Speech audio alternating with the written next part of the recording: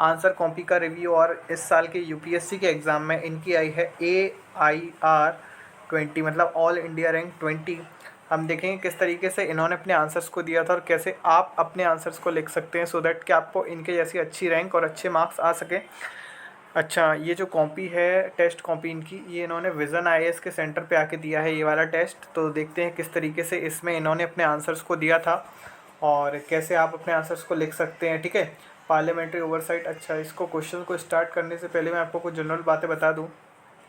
तो इस चैनल पे आपको शक्ति यूपीएससी पे आपको यूपीएससी से रिलेटेड हर तरीके का गाइडेंस मिलेगा, और किस तरीके से अपने रिसोर्सेज को, जो बेसिक रिसोर्सेज भी होते हैं, उनको किस तरीके से आपको यूज़ करना है, ठीक है, ये भी आपको बताया जाएगा।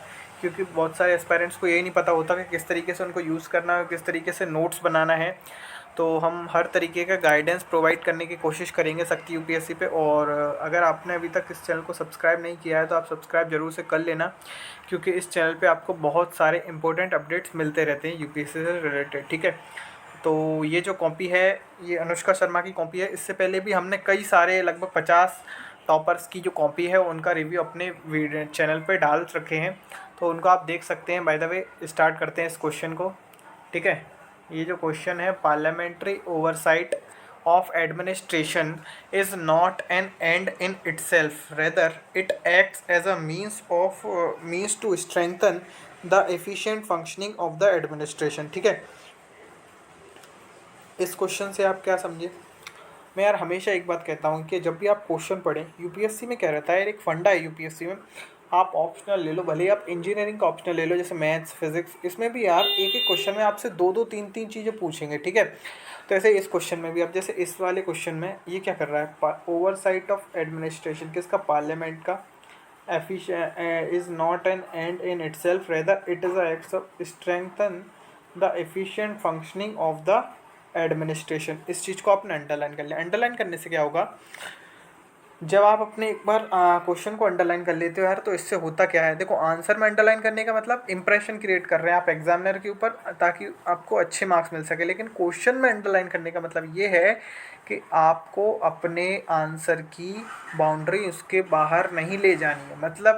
मतलब कि फिर आपको अपने आंसर को उन्हीं कीवर्ड्स के अराउंड रिवॉल्व कराना है जो आपने अंडरलाइन करके रखे हैं। अब जैसे इसमें पार्लियामेंट्री ओवरसाइट ऑफ एडमिनिस्ट्रेशन, ठीक है, एफिशिएंट फंक्शनिंग के बारे में बात कर रहा है, ठीक है, और स्ट्रेंथन द एफिशिएंट फंक्शनिंग, इस चीज़ को हमको ध्यान में रखना है, अपना आंसर लिखना है, ठीक है, और इसको फिर हमको डिस्कस करना है, ठीक है।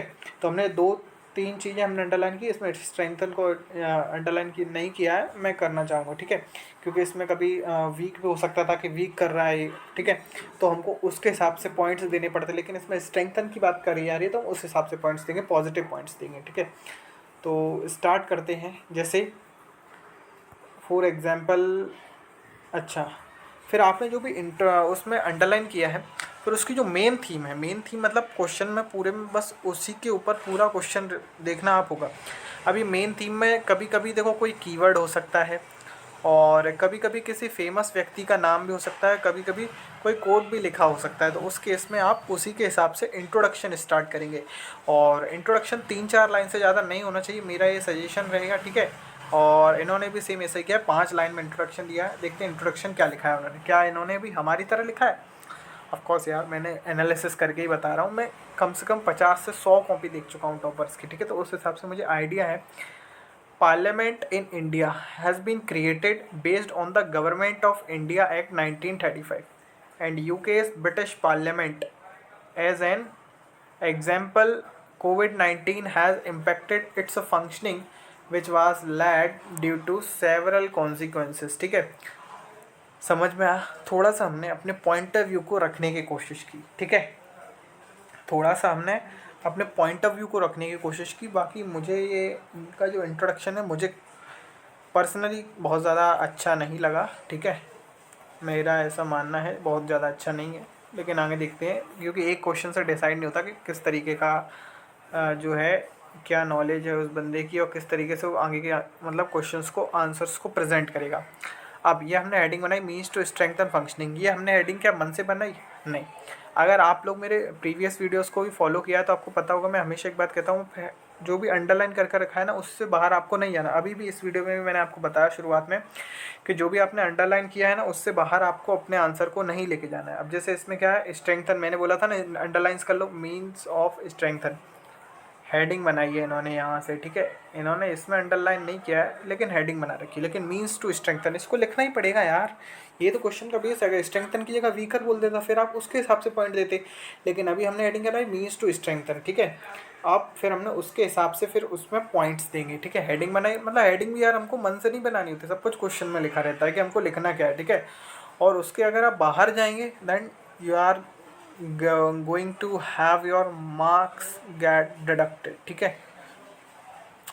अब देखो, provides for review of the executive actions ex discussions of कोविड-19 पॉलिसीज बाय द गवर्नमेंट, है ना, and provides for checking the need and validity of the bills proposed by the executive through its parliamentary committees under article 105 and article 106 check the functions, functionaries and funds. अच्छा, strengthen functioning, functioning को strengthen को लिए हमने यहाँ पर 3-4 point दे रखे हैं। मैं ये नहीं बता रहा हूँ क्यों लिखे हैं पॉइंट, क्या लिखे हैं। बाकी आपने अगर लक्ष्मीकांत भी पढ़ी होगी तो ये पॉइंट आप लिख सकते थे, ठीक है। ये क्वेश्चन कोई ऐसा नहीं कि मीन्स बहुत ज़्यादा टफ पूछ लिया, या आप लक्ष्मीकांत पढ़ के भी लिख सकते थे, जो जनरली लोग सोचते हैं कि प्रीलिम्स की बुक है, ठीक है। उसको भी मैं सोचता हूँ कि उससे भी कर सकते थे, ठीक है।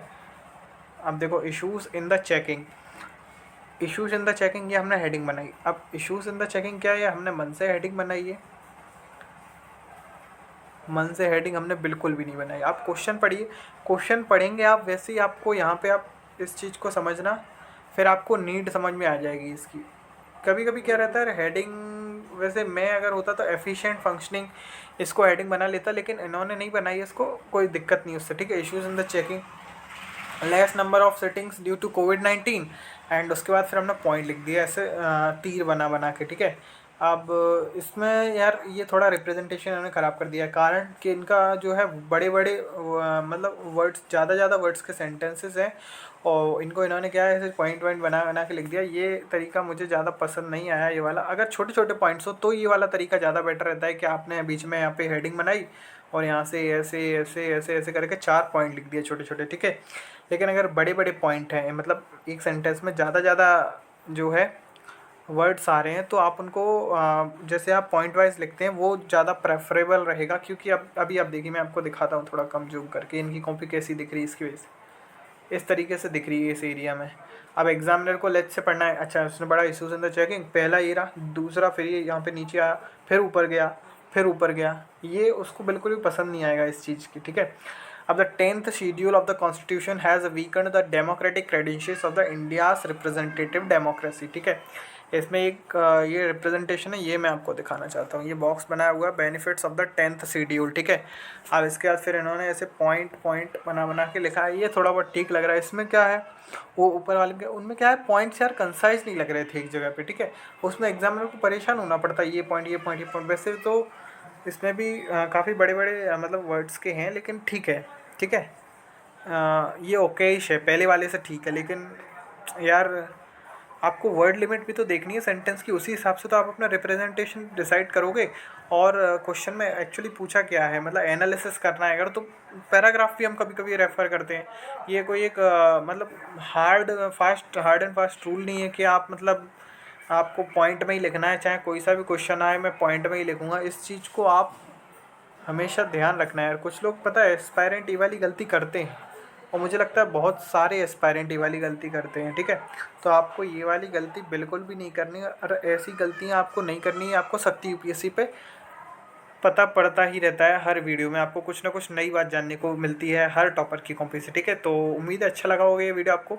अगर आपको इनकी कॉपी चाहिए हो तो मुझे आप डिस्क्रिप्शन बॉक्स में यस लिख देना, जिससे कि मैं इनकी जो कॉपी है मैं आपको डिस्क्रिप्शन बॉक्स में लिख दे दूँगा और आप ये PDF देख सकते हैं, ठीक है। तो मिलते हैं अगली वीडियो।